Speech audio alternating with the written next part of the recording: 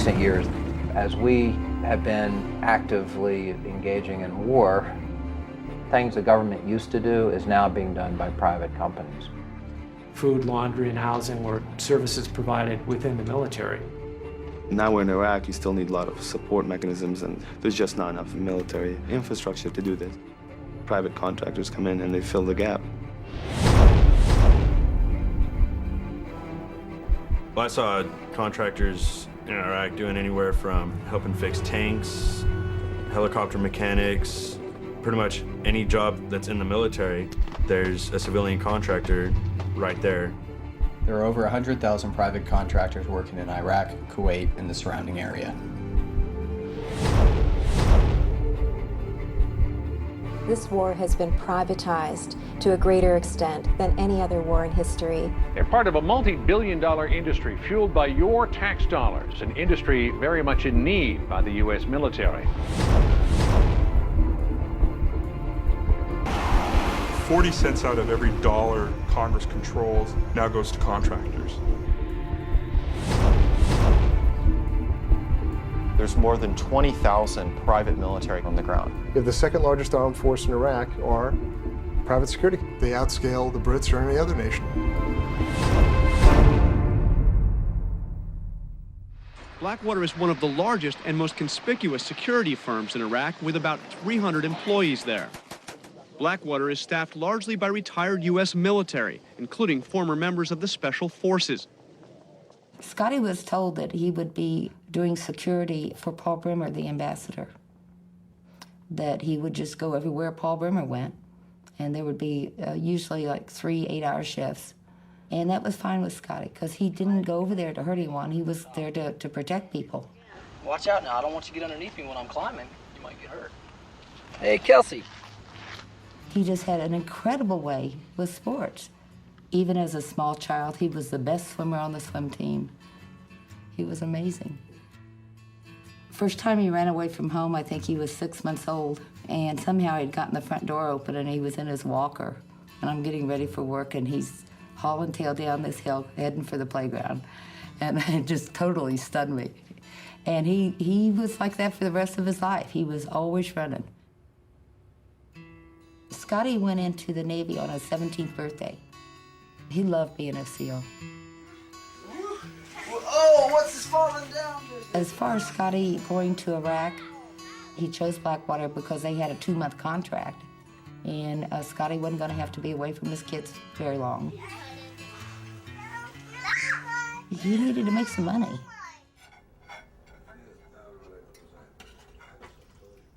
My son called me and he told me that he was going to Kuwait with Paul Bremer, the ambassador in Iraq. I still have little soldiers in a shoebox that he used to play with. Those were his favorite toys. Love boys. What? This is Jerry this time. That's my favorite picture for, I'm talking, that's... And Jerry always 4 or 5. carried it with him, always. Wow. Wherever Jerry went, he had that picture with him.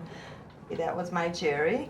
Then came my Tommy, then my niece Anita, then my nephew Yuri. Yes, everything's then my Lydia. Tommy and my Jerry. I love that. Well, he was, he was the firstborn. Everything I knew about kids, I learned with him, and for him. The news came on the radio, and it said that there was an incident in Fallujah. Breaking news story tonight. The 4 American civilians were ambushed and killed in Fallujah, and they're believed to be from a local company called Blackwater Security Counseling. There are 4 families in this world today that are going to get knocks on the doors, and you don't want to be on either side of that door when that happens, either hearing the news or delivering the news. Reality didn't check in. I didn't want to believe it. I still don't want to believe it, but the fact is he's not walking the earth. I need to pray for his soul. I miss him. I was so angry. I was so unbelievably angry. And I didn't even know what had happened. But I was just angry that my son had died. The people that did this horrible thing, these Iraqi insurgents, or maybe they were just kids on the street, They were taught hatred for anyone that didn't represent what they had been taught to believe in. And I found it so hard to hate them. But when I found out what Blackwater did, that's when I started really feeling real. I don't know how to say it. The vehicles should have been armored, and they also should have had saws, which are heavy belt-fed machine guns, in each vehicle, which they didn't have. There were supposed to be 3 individuals in each car. They pulled off 2 guys to do, from what I was told, clerical work. So they sent them out short 2 men. Their contracts list that they were to know where they're going, and they were to know people that they're working with. And have been there before. And have been there before. So they... If they had had an armored vehicle, if they had had the rear gunman, he was the one that was going to protect them. My son is not walking the earth because people that he trusted and worked for did not care about him. It was the mighty dollar. That's all that they cared about. They knowingly skimped on the mission. They cut corners left and right. Shameful country, shameful Blackwater, shameful rule, Blackwater. What happened to them while they were with this company, not the American military, this company, had responsibilities that they didn't live up to. And our family members died because of that.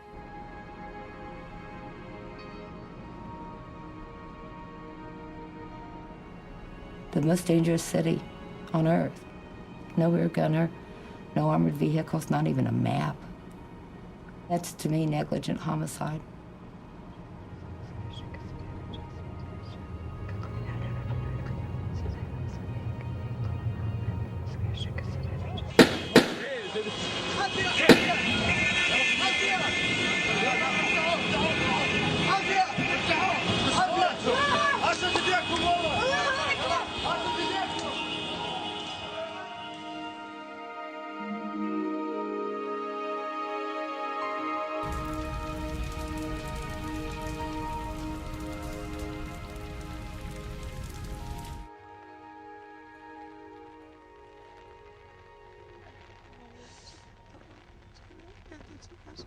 They were just numbers for them. Just people who they can bill for.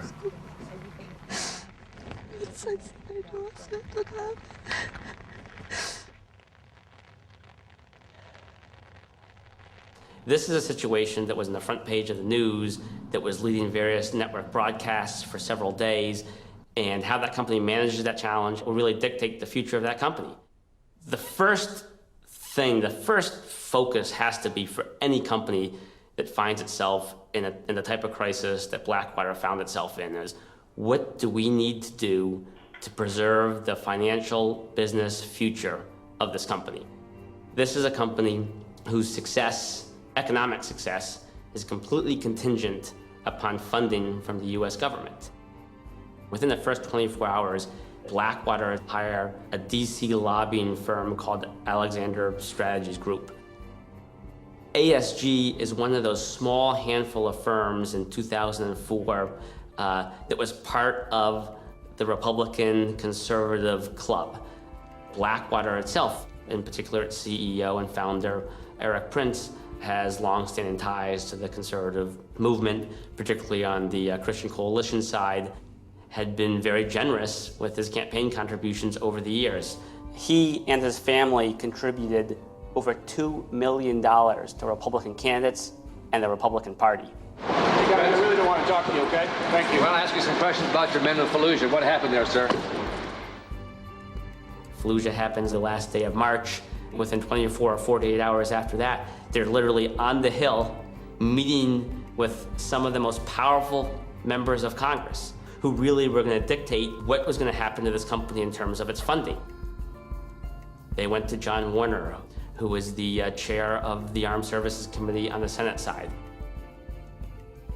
They went to Duncan Hunter, who is a congressman from San Diego, who is the chair of the Armed Services Committee on the House side. They met with Rick Santorum, who is chair of the Republican Senate Conference Committee, which is a very, very powerful post. Contractors are among those who have been taken hostage. They've also suffered terribly, injuries and loss of life, the most horrific of which occurred on April 13th of this year, Madam President, when the bodies of 4 contractors were burned, mutilated, and hung from a bridge in Iraq.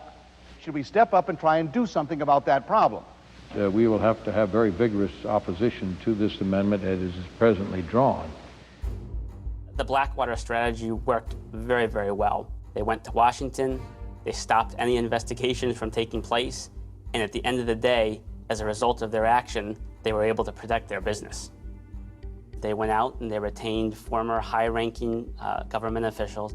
Cofer Black, who was a high-ranking official at the Central Intelligence Agency, Joseph Schmidt, who was the Inspector General at the Pentagon. And undoubtedly, when you go out and you retain high-ranking officials like that, they certainly are helpful in attracting new business, pursuing new business, and getting new contracts. Within a year after the Fallujah incident, they had received over $200 million in new government contracts.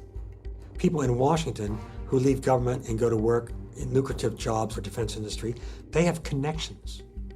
They have influence.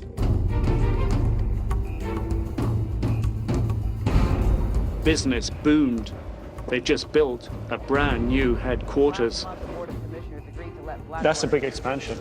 It's a rather big expansion, but it's needed. Certainly we've left room for growth. Right, 8,000 square feet in the original building, 64,000 square feet here. The company says it can assemble hundreds of battle-ready men, a small private army at a moment's notice. Teams of Blackwater independent contractors are deployed around the world.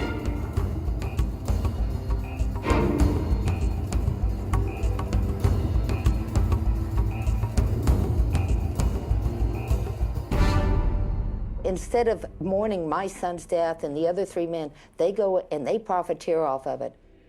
They were cutting every possible corner to make more money for them. In Iraq, most of the men aren't getting the protection. Men over there working for Blackwater are still dying. The world really needs to know what's going on over there, and we need to stop it. There has to be accountability. Right now, they are literally getting away with murder. Drugi put pod križem. Klanjamo ti se, Kriste, I blagoslivljamo te. Companies should not be permitted to operate in a war zone and not be held accountable.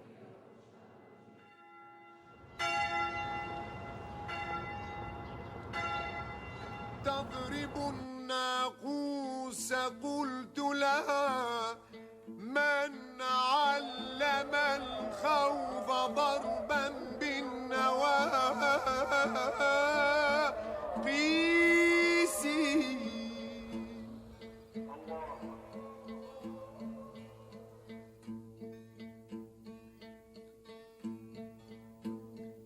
ناديتها يا مها. I was reading the Bible in Greek and Hebrew and studying those languages, and Hebrew sort of led naturally into Arabic. I was also interested in student loan repayment. I owed, upwards of $40,000 in student loans, which the Army promised to repay. The option available to me was to get a secret clearance and become an interrogator, and I agreed that this was pre-9/11.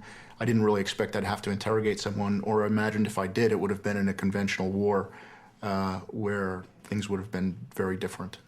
I found out in April of 2003 by a phone call. He said, well, the good news is, congratulations, you've been selected for promotion to Brigadier General. I said, well, that's good news. What could possibly be the bad news? And he said, well, the bad news is your unit, you'll be commanding, assisting the prisons experts with the restoration of prisons for all of Iraq. And they're already deployed. And I said, well, can I go?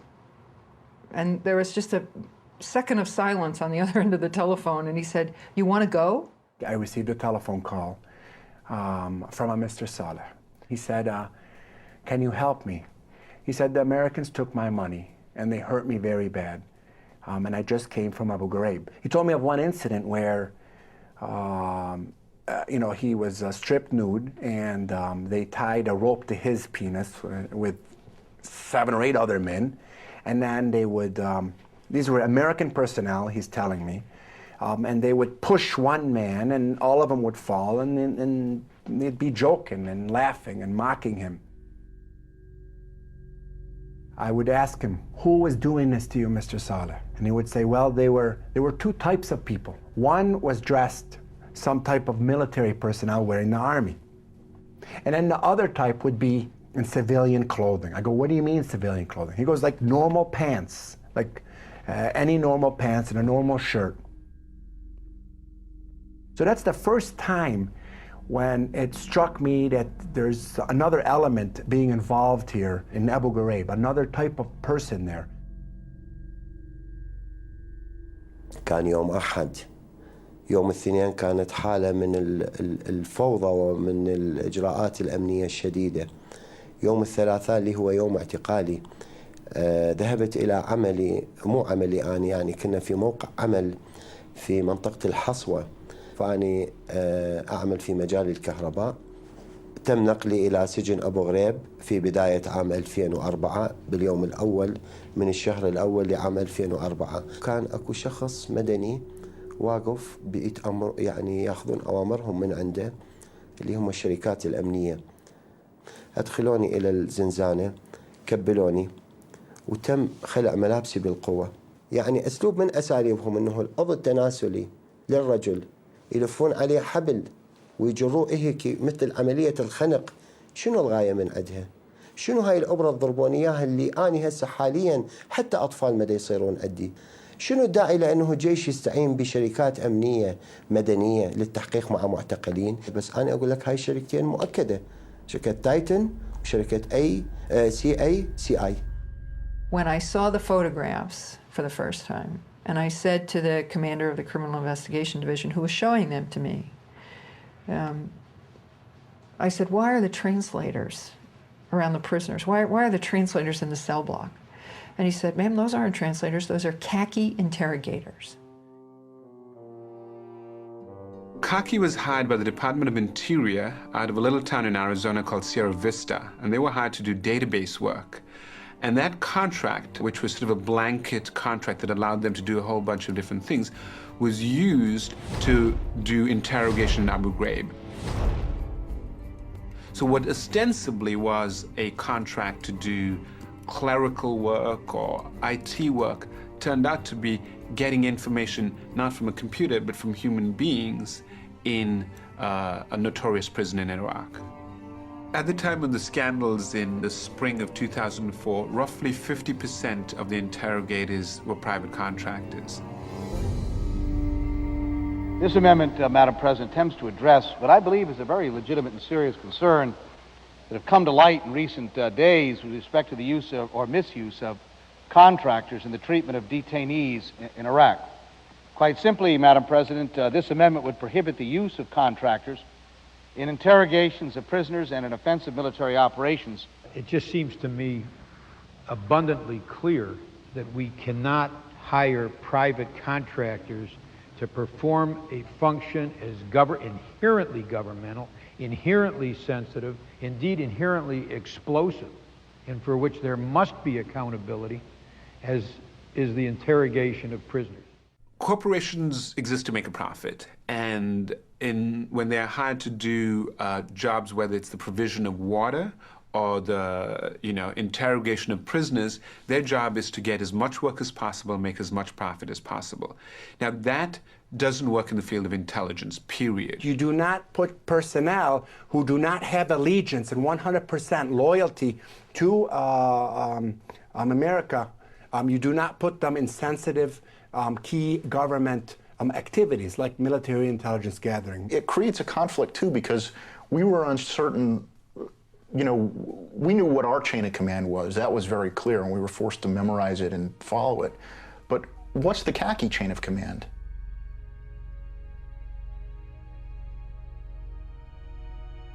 بفضل هاي الشركات السجون أصبحت معسكرات للتدريب على العنف.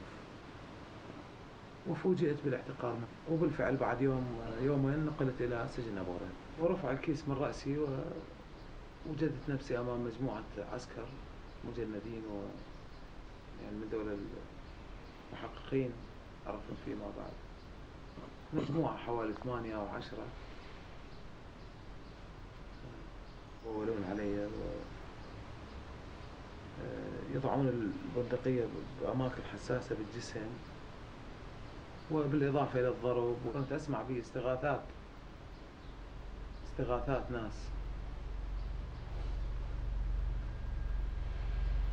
ناس تستغيث من تعذيب أو من ضرب ونباح كلاب.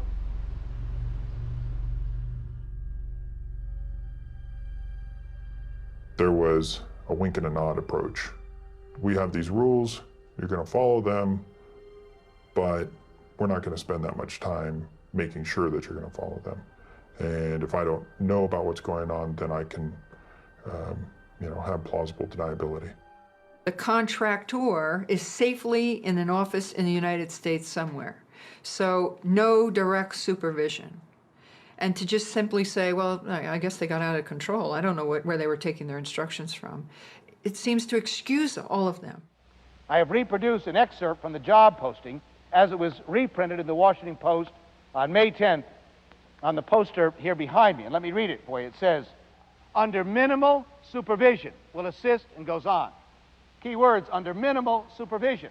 In 2003, the Pentagon essentially panicked, and a very desperate Secretary of Defense did whatever he had to do very, very quickly to try to get more intelligence. If that meant running out and hiring a bunch of contractors who didn't know what they were doing and putting them wrongly into the chain of command of military intelligence, that's what they did. They were desperate.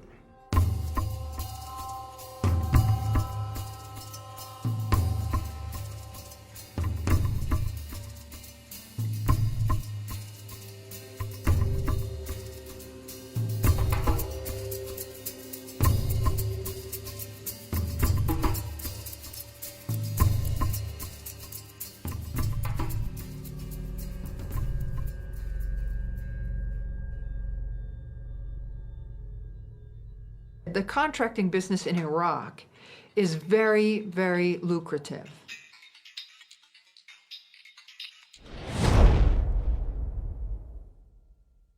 There was so much money being given away over there to contractors. I mean, there were jobs that didn't even need to be there. We'd go into the tent to use our internet, and the woman who would put my name down to assign me to a computer would be a civilian contractor who was making 6 figures to be over there. Why is she there? Why are we paying this woman to do this? They threw so much money at these people they can't refuse. I mean, if you're a mechanic, you're making like 20 or 30,000. Someone offers you 100,000 a year tax-free to go to Iraq, and that's hard. I think that's really hard to refuse. They would very often sit down with soldiers, particularly from Reserve or National Guard, and say, hey man, what are you making, $3,000 a month over here? I make that in a week. You would talk about how, in 8 more months, I'm going to be out of here and I'm going to be making 140 grand. It certainly affected retention, because I don't know why any military person would re-enlist to do the same job when they could get out of the military and make 6 times the money and do the same job. There was a little phrase that we threw around, food for freedom, that if you wanted to get paid more, you should start eating more so that you'd get booted out for being overweight. And it's an honorable discharge, and it would boost your pay, your net worth by about 5 times if you were to do such a thing. And it worked.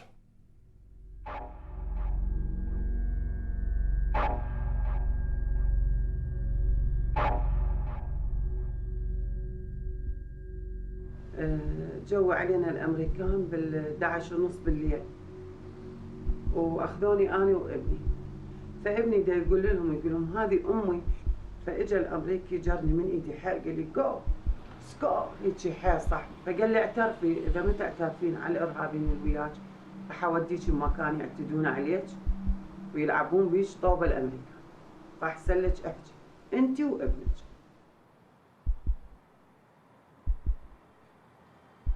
I was getting really angry. I mean, especially because I knew that a lot of these prisoners that I saw with these injuries from abuse and torture really hadn't done anything. They weren't part of the insurgency. They were just picked up for no reason at all. We were interrogating taxi drivers and like pizza delivery guys. It was just, we called him Average Ahmed. Using methods such as torture and also using people who are not qualified to do this job has resulted in bad information and therefore problems for national security and for the soldiers, because you're getting information that's no good. In a lot of areas where you start noticing a lot of hostility against American soldiers, it's not because the soldiers are doing a lot of wrong things. It's because sometimes maybe the communication that has been transmitted to them has been transmitted to them wrongly and professionally and serving someone else's interest. These are Titan linguists. They were hired by Titan. Titan has long-standing contracts providing critical information technology and support services for some of our nation's most valuable defense assets. Under a contract with the U.S. Army's Intelligence and Security Command, Titan has over 4,000 linguists that provide invaluable mission-critical services. Titan is the company that provides the linguists and continues to provide the linguists throughout Iraq. They're the biggest provider in this business. They were so desperate to get people to fill these positions as translators that they were just hiring anybody that approached somebody and obviously had command of the English language in addition to the Arabic language or Farsi or whatever it may have been. There was people who maybe spoke the language, but it was broken, but could not read it or write it. And I'm talking about English here. And they were hired. They were never given a test. Nobody was given a test. I was never given a test. The test I was given was a phone conversation for a minute. Military trusted us. Military trusted Titan. Titan came and said, here's a linguist that we have hired, we have trained, tested, we put our trust in, he passed his security clearance, or he got some kind of a clearance. You should trust him in everything he does, everything he say. I did work closely with Titan all year long while I was in Iraq. And I can say that a lot of the translators weren't trained at all. I don't know what kind of training they received, but they were terrible at it. There was no managers, there was no supervision, there was no training, there was no follow-up. There was whatsoever a system of evaluation of what linguists are doing or what they're doing, even a system of if these linguists really translating or doing, or really are they translating or giving their opinions. Titan made the big bucks and hired the most incompetent people most of the time, did not follow up with them, did not really know what they were doing. Probably as a result, a lot of people got hurt, a lot of people got killed, American lives got lost because someone wants to make money and wants to have a fat check in his pocket.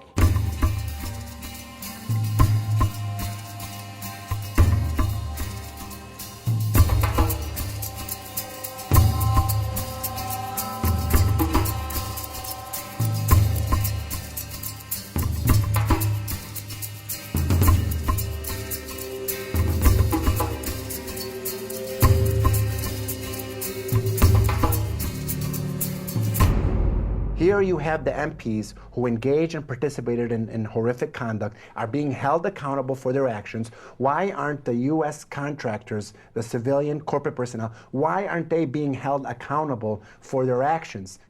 If you are a U.S. soldier and you hurt an Iraqi civilian and that becomes known, you will be court-martialed. But if you are a U.S. contractor and you kill an Iraqi civilian and that becomes known, you will be sent home. And then you can come back the following week and you can work for a different contractor.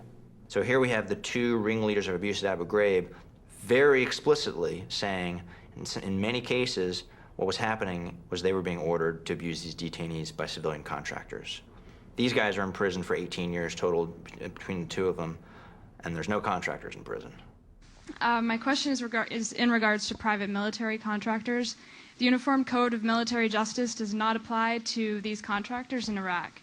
I asked your Secretary of Defense a couple months ago what law governs their actions. Mr. I was going to ask him. Go ahead.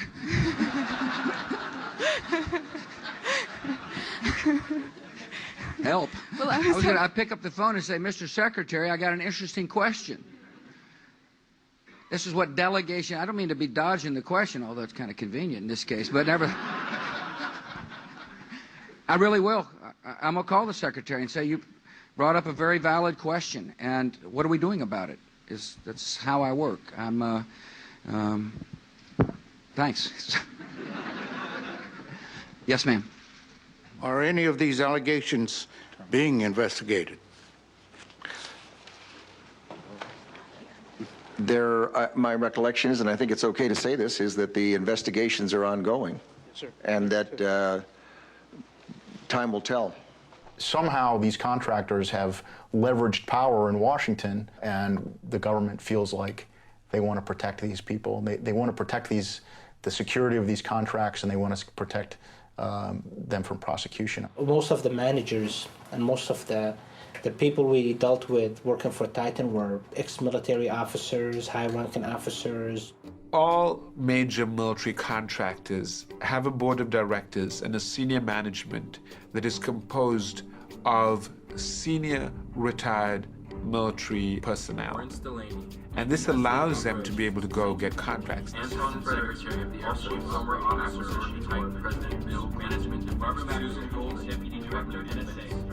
Washington is a phenomenally incestuous place. Retired senior officers, Capitol Hill staffers, and defense industry. You know, the usual suspects come back again and again.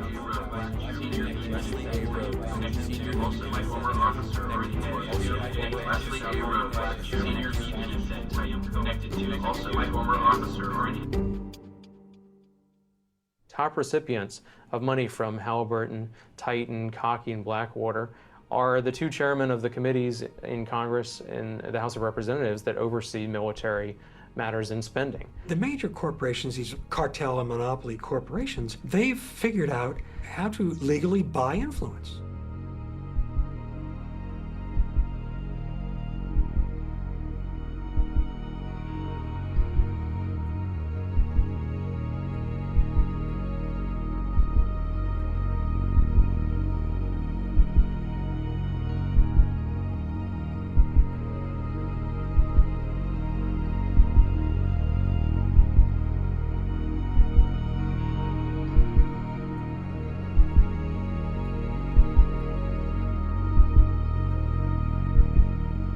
I would echo the words of Pope John Paul II. Profit by itself is not a sufficient motivation for business endeavors. You're operating in the realm of greed. You're not operating in the realm of morality.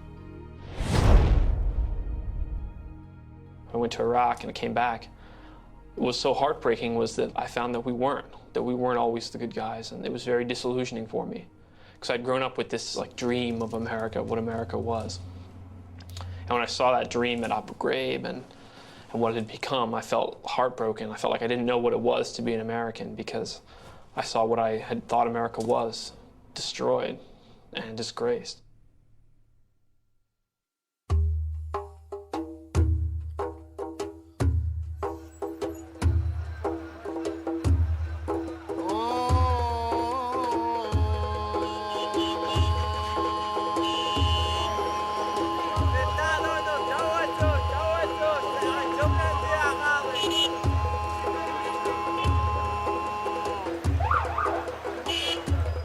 When they went into Iraq, a subsidiary of Halliburton, which is KBR, Kellogg Brown and Root, was on the scene immediately. They were logistics people, they were mechanics, and they were also contracted to begin the process of setting up shower points, laundry facilities, mess halls, dining facilities, really searching for any opportunity to take on what would be traditionally military roles. When you use these contractors, you gain a lot of efficiencies, you gain a lot of expertise and specializations. It was devastating because it took over my job. I ended up doing nothing. We had to train these KBR contractors how to fix these radios. We had to walk them through all the basic steps. But when I could be actively becoming a better soldier and becoming more proficient in my job, instead I'm going to sit up on guard duty to wait around while KBR contractors are doing the job that I had to train them to do. Across the board, people lost their jobs. Quartermaster companies, mechanic, any logistics soldiers were involved with, their jobs were outsourced to KBR. If you don't know KBR, you'd have never been to Iraq. Because KBR is everywhere in Iraq. You have hundreds, if not thousands, of these trucks driving north and south on these roads every day, bringing supplies to other military bases. Most of the people who were driving for Kellogg Brown and Root were foreign workers. They were from Pakistan and Nepal, India. Sometimes there would be Americans driving the trucks, U.S. civilians.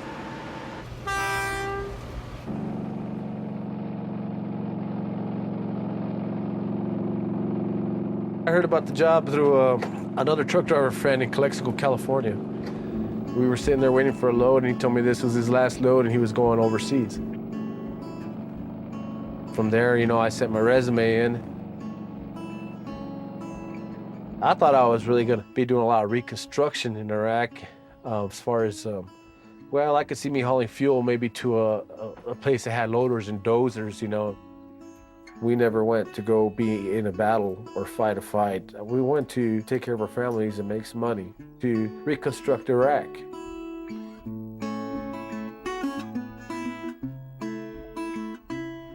Tony and I met in '79 at a Halloween party. It was kind of a blind meeting, and we're married less than a year later. His brother was in the Navy, and so he always wished that he had done something like that, but he's just a good old boy. He thought it was such a great cause to go and help rebuild, and got a job with Halliburton, and he was gonna go drive a truck in Iraq. Within a month, he was there.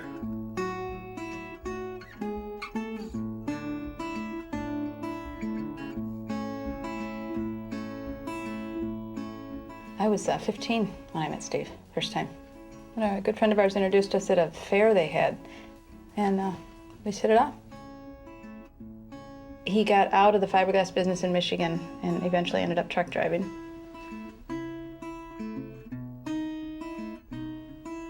Steve decided to go over there to get us financially set for not only retirement, but to, you know, help 3 kids go through college. He would take on anything if he thought that it would benefit his family. He wasn't military. He was non-combatant. He was a driver. He went over there to help rebuild Iraq. And that's what he wanted to do.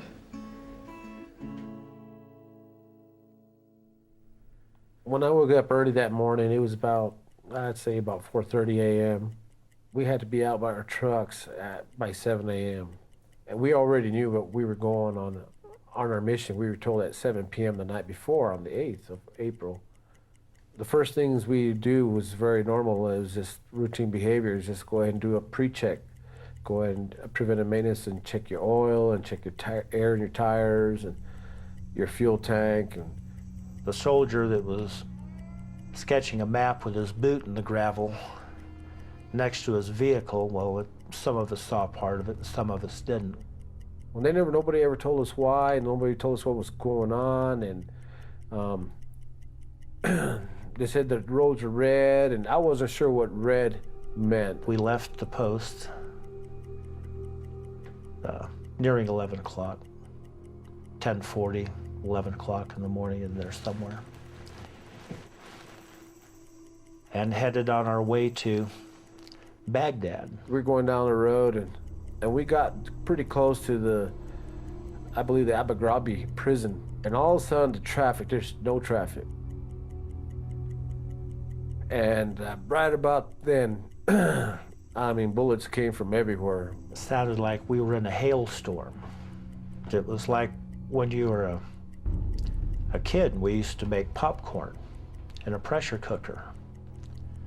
The temperature comes up and begins to pop. They were coming in through my doors, they were hitting my tanker, they were hitting my windshield, they were coming in through hitting the engine. You could hear them come in through one door, hit the other door where they lodged in, and I mean, they're just coming in everywhere. And then it reached a crescendo and just seemed like it never stopped after that.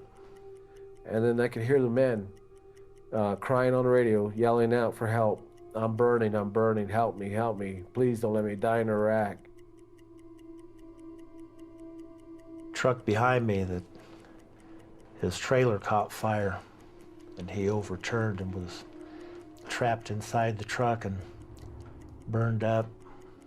I heard one yelling and screaming and until he stopped. Friends that I'd promised before that, you know, if they broke down or something happened, I wouldn't leave them. I hear them screaming, I'm hit, help me, please, I don't want to die here. I was completely saturated with blood, you know, and my pants were soaked with blood, my shirt was soaked with blood. It was just absolutely just sheer terror. Just absolutely, positively horrifying. And I still feel, still have that shaky sort of thing in me. It's like sitting here right now, it's like I'm still there.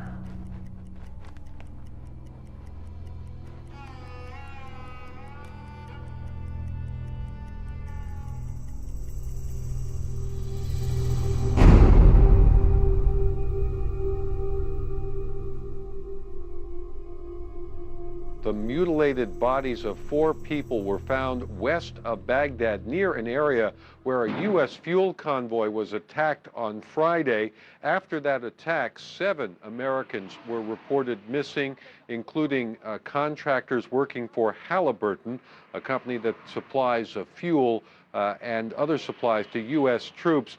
The families were notified today of the discovery. Halliburton did release a statement saying, quote, "We at Halliburton are saddened to learn of these deaths and are working with authorities so the families can begin the grieving and healing process."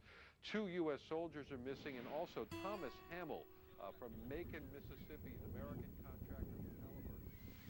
Saturday, April 10th, and one day after I got the first phone call from Halliburton and KBR, Steve, when you get back to base, please call me. I got a call yesterday saying that you are missing after heavy fighting and more attacks. You and 9 others. To sharpen. And what are these rocks called again? I forgot. Dad told us, but I don't remember. Like shale? I'm not sure. I just turned 50 and it's hard to have to, you know, reinvent yourself like you're a teenager again. Oh no, your dreams go and things go out the tube. So, he was definitely the love of my life. He firmly believed that KBR and Halliburton were going to keep him safe. I mean, he truly did. He was very positive about that. Right up to the end, he believed he would be safe.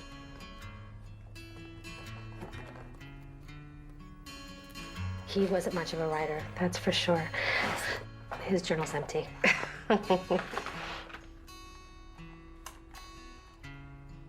My dad had just told me he was going to work for Halliburton, how big they were and how they were there to help rebuild. Somebody knew that they sent these wonderful men out there. How can they do that?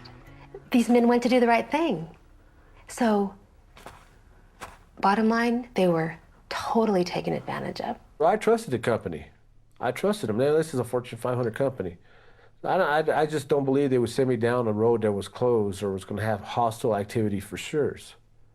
That didn't even cross my mind. And U.S. forces here are saying openly they're braced for more terror attacks, more bombings. We had a significant anniversary, the fall of Baghdad. We had a Christian holiday, and they converged to create what was an obvious day of danger. Halliburton and KBR had news from multiple sources, including multiple sources in the military, that the roads that day were under active combat operations and were black, closed, and or red. No civilians. There were sitting ducks out there in military trucks on that day. They told us we couldn't wear camouflage or anything that made us look like military. The point was clear that we were not soldiers and we were not to behave like soldiers. He couldn't even wear a camouflage shirt on base, let alone driving a military fuel truck out in, the desert where there was a war around him. Why would they send this convoy in camouflage trucks down that road in the middle of battle? It's about contracts, I believe, fulfilling a contract and replacing us if we died. There's a lot of different contracts being offered out there, and Kellogg Brown & Root wants most of them. If they could have them all, they would take them all. And they wanted to continue doing business with the Army, whatever the risks were. It was nothing but the money. There's no duty, honor, country among anyone at Halliburton KBR. Halliburton, KBR, some of these other firms over there are staying over there and continuing to make profits, big money, and people are just at the cost of human life. Their contract with the Army provided them literally billions of dollars of revenue every year, that the contract profit and the contract profit that they made became more important than the lives of the men that they hired. I think we're talking about what's right and the fact that you sacrificed our loved ones for your profit. KBR kill, bag, and replace people. They tried to do it with us, and they killed my friends, as far as I'm concerned, and they tried to kill me. I know they know. This is a case about Halliburton and KBR trying to make a profit at time of war and using civilians in an improper fashion. Halliburton is in charge of seeing that these men and their employees are safe. Sent these men out on April 9th and they knew that there was more than a good chance that they would be killed. When people talk about, they gave their lives or this thing, and I can assure you that they did not. They were stolen from them. They were screaming and didn't want to go. And there wasn't anything great or glorious about the whole obscene ordeal. They didn't die, they didn't pass away, they were murdered. KBR got billions of dollars worth of contracts in Iraq without a bidding. Halliburton got the government contract without competitive bidding. In the case of Halliburton, most of the contracts they've received have been sole source contracts, which means they're either given the contract, it's just offered to them, or they're the only people that bid on it. A lot of federal officials will defend this, saying that this is the only company that can do the work. Conservatives especially, who favor a free market system, should be outraged about the degenerate state of the lack of competition in defense industry. Bunentine Greenhouse, a top contracting officer at the Army Corps of Engineers, alleges favoritism and rule breaking. I walked into a process that was corrupt, that was geared toward preferential treatment to KBR. KBR was pre-selected. The duration of the contract was predetermined. Most blatant abuse that I had experienced in my contracting career. The American way is competition, and I cannot sufficiently stress that in defense industry, when it comes to the big programs, there's not competition. It's monopoly and cartel behavior. It is corrupt, it is corrupting, it is corrosive to our national defense. When we showed up, there's nothing there.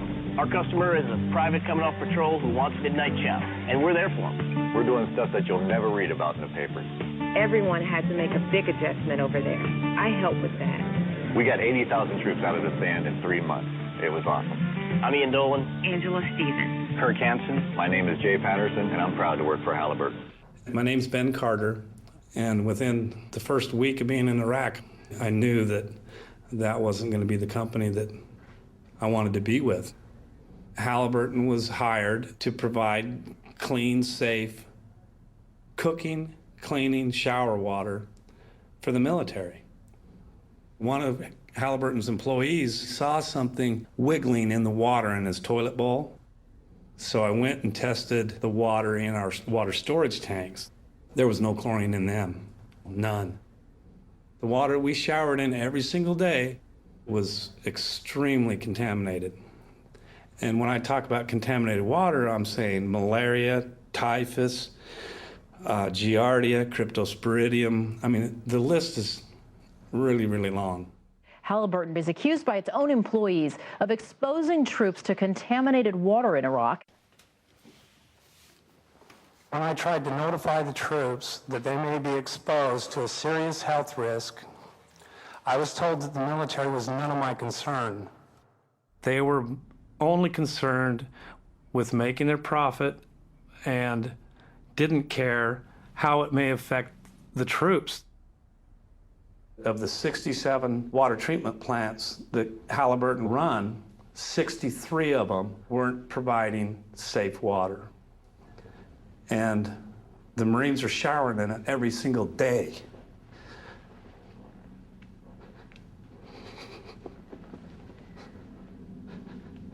Sorry.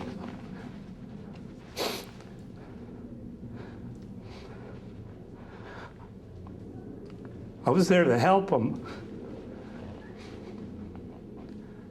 There's a lot of soldiers over there. They might come home without a bullet wound, but there's a lot of them that are going to come home with pathogens in their blood because of Halliburton. And they don't even know to get tested for it unless somebody tells them. And I'm sure Halliburton is not going to be the company to tell them. When I joined Halliburton, I knew I was going to work on some big things. We put out a few fires at work. Once ran into a small challenge of getting some supplies to our troops. But the biggest thing, serving our troops good old American food. So they'd feel just a little closer to home. How come you don't go to the chow hall? How much time you spend online? At least an hour. An hour for food? An hour in the sandstorm for food? Tell me about that line over there. What line am I looking at right now? That line is for the chow hall, where you eat. Several times, dining halls were attacked. All it takes is one Iraqi that's an insurgent, and because they knew what times we were going to eat every day, they knew when to expect to hit. And that happens because KBR won't go to a 24-hour feeding schedule where they just always have food ready. They won't do it because it saves them money. Because they get paid by how many soldiers they feed, not by how many soldiers they save. Feeding the troops. The Pentagon has found some serious problems with Halliburton's work on that contract as well. Pentagon auditors found that a Halliburton contract to provide food and housing for American troops had a staggering $1.8 billion in unsupported costs. It was all a scam.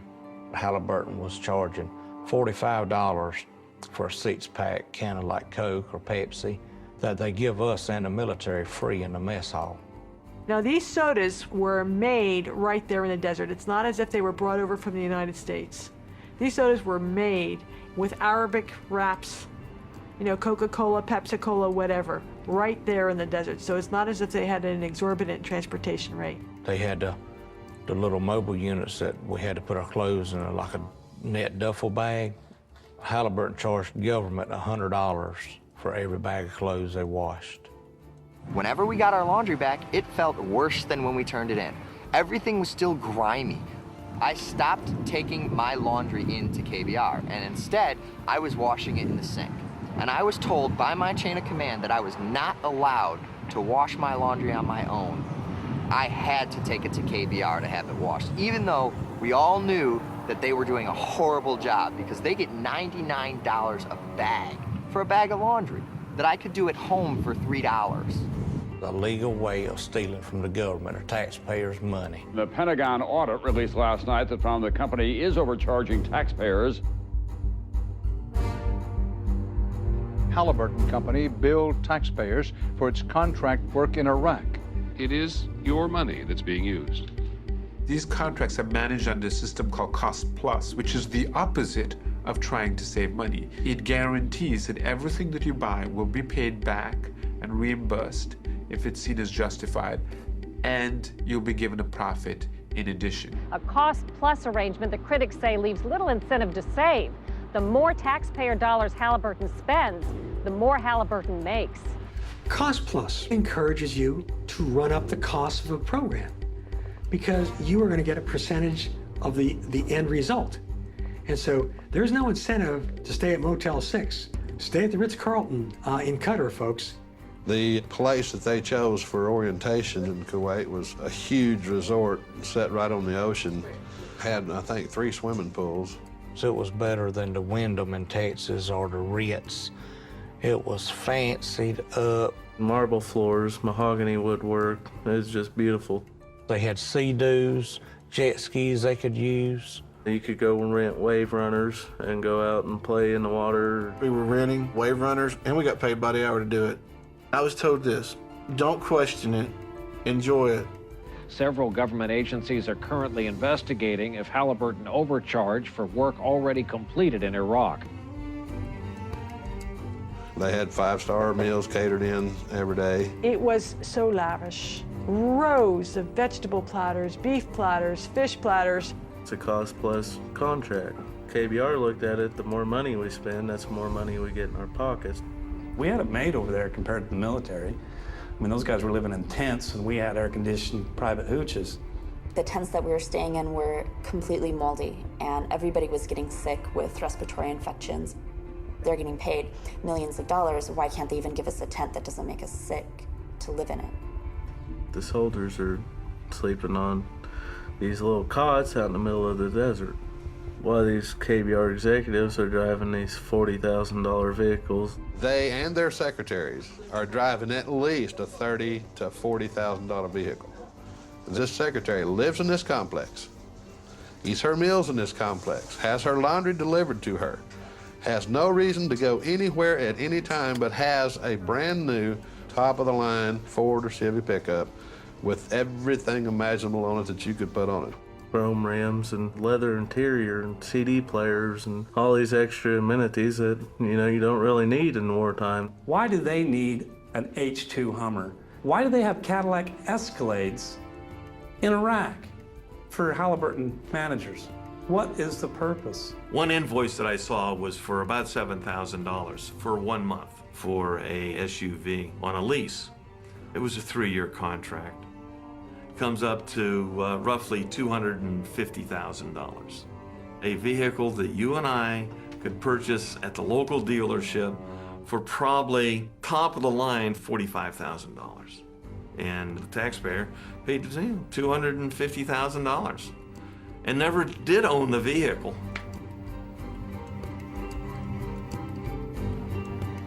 They got the wrong equipment, ordered the wrong stuff. Computers still in boxes, new vehicles. They'd push them out in what they called burn pits. And they just set it on fire, claim it as a loss, get more money for the right equipment or the right stuff they needed. Why would you need to order somebody else's wrong equipment just because somebody pays you to do it? And you burn it and destroy it. You got brand new trucks over there, and there's not even oil filters. So when the motor blows, what do? Buy a new truck and build the government. $75,000 truck. They wouldn't even have a spare tire to fit it. And we had to blow it up. And they didn't care Halliburton did because the government's paying for it.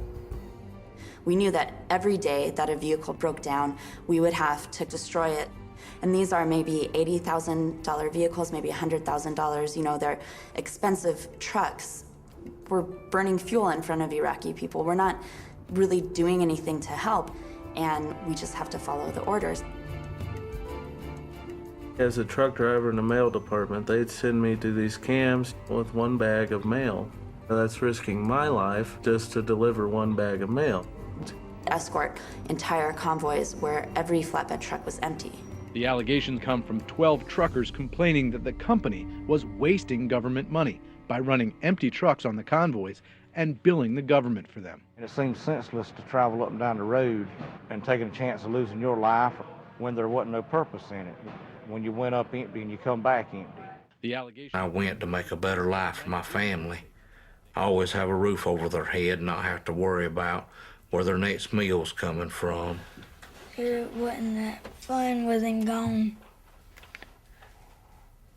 We missed him and all that stuff. I couldn't do stuff with him. Didn't have anybody to throw a baseball with, did you? Or to go take you fishing? Your mom was scared you'd fall in and get drowned, wouldn't she? Yeah. I went over there and I got my health messed up and got shot, bricked, knocked out, and everything else. I felt like not only I can make a decent living for my family and better myself, but I'll be doing something for my country, you know what I'm saying?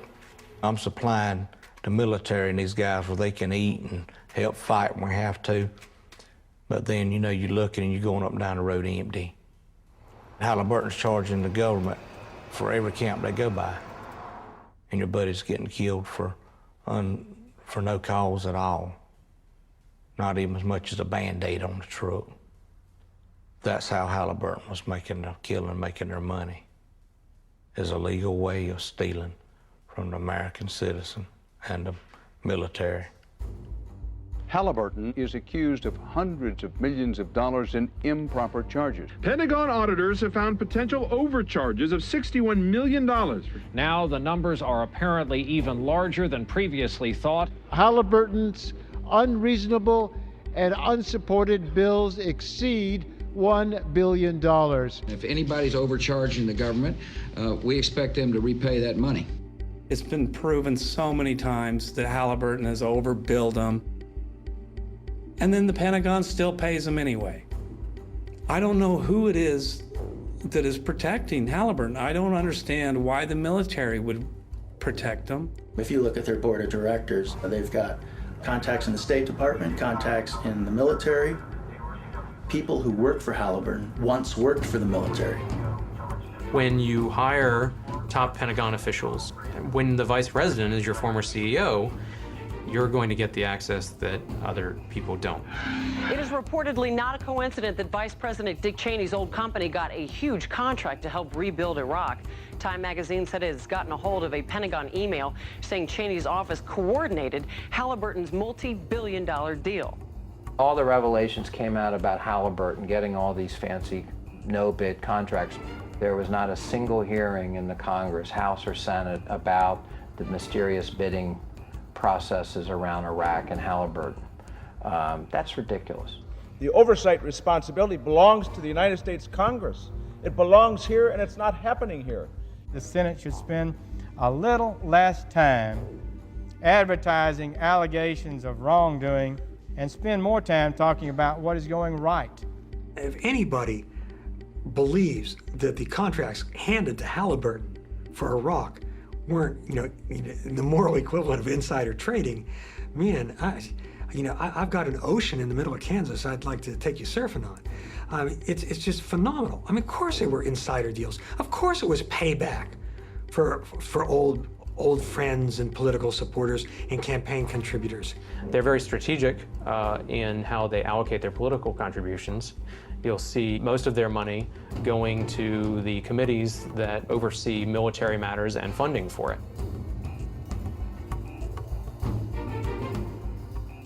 When you pay influence money in the form of campaign contributions, it means people look the other way.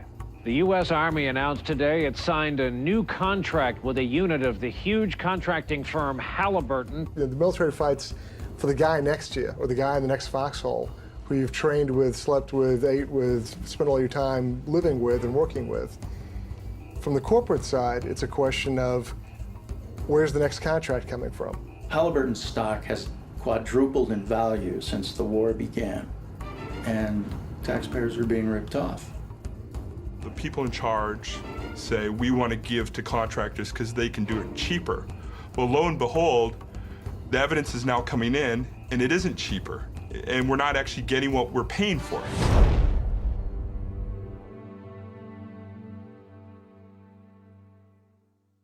We were writing contracts with Halliburton and others to do things that Iraqis could have done better and far, far cheaper. And by the way, we would have gotten Iraqis off the street and given them jobs. Let us stop the war profiteers. Let us say no to them, and let us say, if you continue to, you're going to go to jail because that's where you belong. My amendment would stop them. There hasn't been a single major piece of contracting oversight legislation passed by the Congress since the war began. Not even a significant amendment has been passed, despite all the enormous amounts of fraud and waste and abuse. There needs to be a special committee established, a bipartisan committee, to take a look at waste and fraud and abuse. The amendment is not agreed to. The amendment is not adopted. And the Leahy amendment is not agreed to.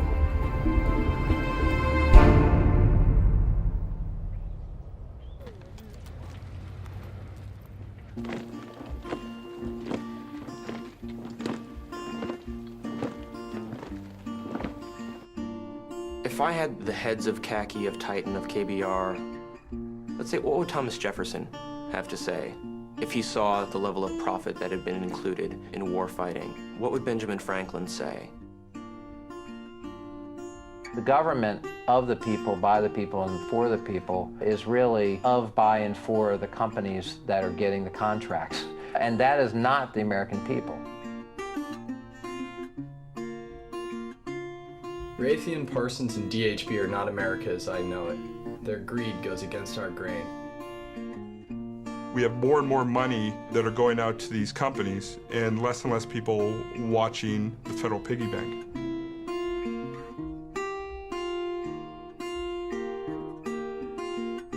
We need greater oversight in this war, even more than in past wars, because this war has been privatized to a greater extent than any other war in history. I voted for some of these people, okay? Let's see what happens. Let's see if anybody gets in trouble for this. Let's see how many people go to prison.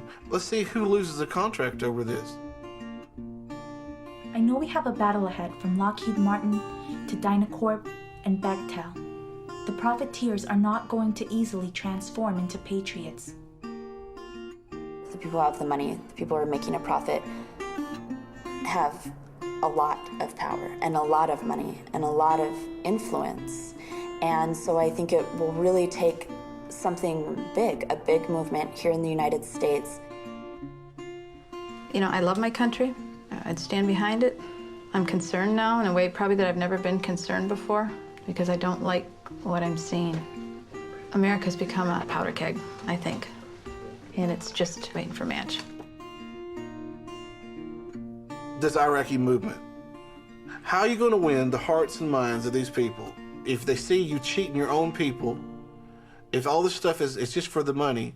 Before we can point the finger at anybody else, we need to get the cinder out of our own eye, and we need to clean house a little bit.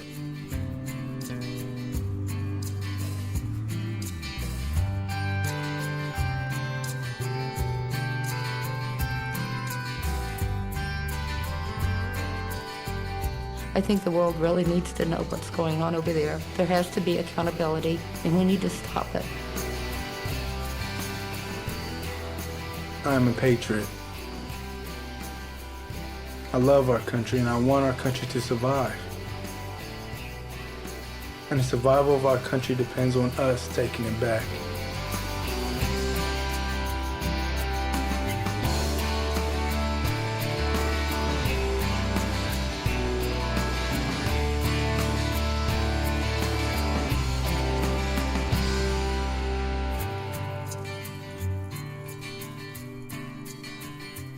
As it all comes around, these angels are watching over you and I. And we're always standing, fiddle in hand. And no one will be the wiser. I hear the bells are tolling.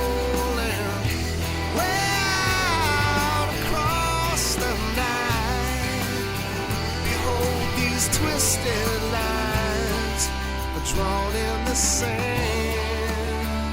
and not in stone.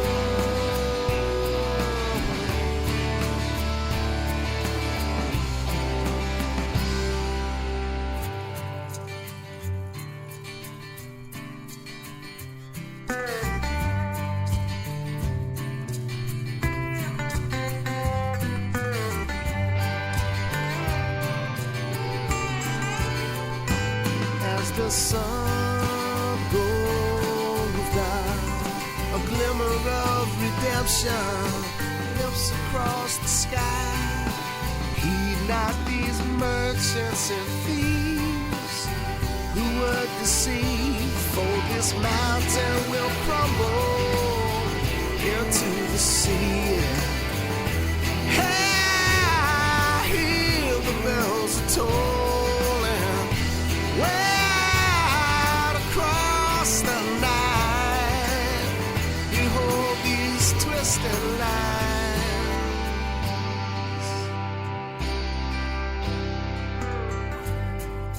drawn in the sand, not in stone. Hi, could I have Tony Frederickson's office? I was wondering if I could request an interview with Eric Prince. Recording. Hi, Kathy Mann. It's Robert Greenwald and Amanda Spain calling from Los Angeles. We're working on the film Iraq for Sale. We want to get Mr. Frederickson's perspective. We're really very anxious to have Halliburton and Mr. Lazar in the film. Yes, Robert Greenwald and Abby Hurwitz here. We've discovered, frankly, quite a bit of very troubling material. I thought letting people know that we found something critical would be fairer than just kind of trying to sucker punch them about Halliburton KBR's role in the war and the war profiteering. We'll put the whole transcript from the interview up on our website. Hi, Angela. How are you? This is Abby Hurwitz. I left a message with Lindsay Taylor last Friday requesting an interview with Eric Prince, and I was wondering tomorrow. We really want to give you an opportunity to be heard. I know that it's been quite a bit of time and you have not responded. I was wondering if there was anyone in your organization that would like to be interviewed to represent your company. Can I get your email address? Okay. Can you please put me through to her? Oh, I thought she was going to be in all day. Remember, early morning, late tonight? This is my third call to Titan. This is Robert Greenwald and Amanda Spain calling from Los Angeles. I think we talked to you yesterday. Permission to make a documentary? Yes, Jody Brown, it's Robert Greenwald and Amanda Spain calling again. It's Wednesday, July 26th. We've been emailed 5 or 6 times. And that's to get an interview with Mr. Frederickson?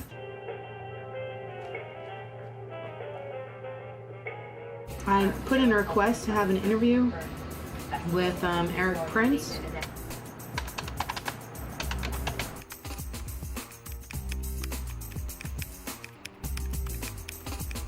We're just about at our deadline here. The reason why I keep calling is because we're kind of under some time constraints. I guess Kathy Mann's unavailable till Thursday, and someone's going to try to reach Melissa Norcross. Eric Prince is not available. Hello, Mr. Prince. This is Robert Greenwald and Abby Hurwitz. I've emailed her like 5 or 6 times. The month of calling and emailing and talking has gotten us nothing. Jody Brown, it's Robert Greenwald and Amanda Spain calling again. Our film is going to wrap soon. We could interview Mr. Lazar tomorrow, Wednesday, Thursday, possibly even Friday. We still have time to interview Mr. London. We could do it in the next couple of days. Oh, okay. I got you. Is that just a way of saying you don't want to have anything to do with it? Because saying you can at this time over a period of a month just leads us to believe either you don't want to do it or there's something you don't want to say. We don't know what it is. Would you do me a favor for my boss? Will you just write that to me? Will a day make a difference? Will a week, a month, a year, 5 years? Okay, so y'all are saying no. So you were definitely going to turn it down? No. No. They said no.